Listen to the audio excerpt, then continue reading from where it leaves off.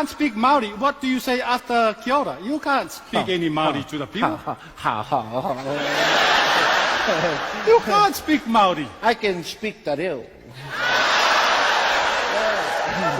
When did you know how to speak Maori? What Maori would you say to them then? Well, I greet them in my house. I say to them, kamate, kamate.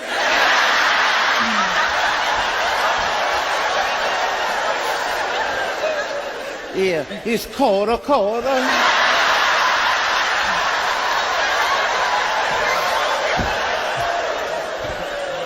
Tene te tangata.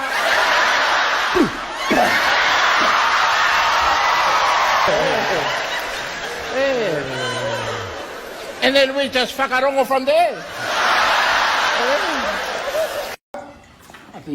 Apingira mai persia sa o ke kula ile upu sa o ke kula ile upu foi se upu marosi mori ka ko ka sia nges pare sa nga ka umar kai mai mal au dia fa chot foi le cha cho foi le ngo foi nei chu la fiafia le songa ya persia mas pat wa ku se ka olok pat yo pat yo re la ka persia ku lo ya Alor fa chai mora no fo ni chu dang mala fia. Isu fa fa ngai ka fa chu. Fa sin ta to cha. Umar kalau Umar karma ya so fo na tu si mo mo cho chinome. Lona foi pomua fa ngata mas fu. Amata la fo chau fu fa ngata foi pomua. Aí falam uma persia, o xixel foi ngorang fica. Makas boleh fai makas. Makke que ele makcha foi mal fica mor persia.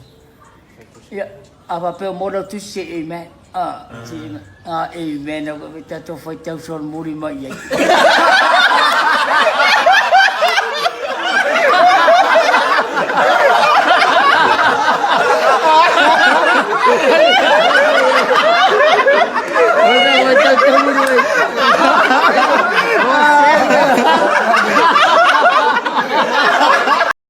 Please subscribe and share this video.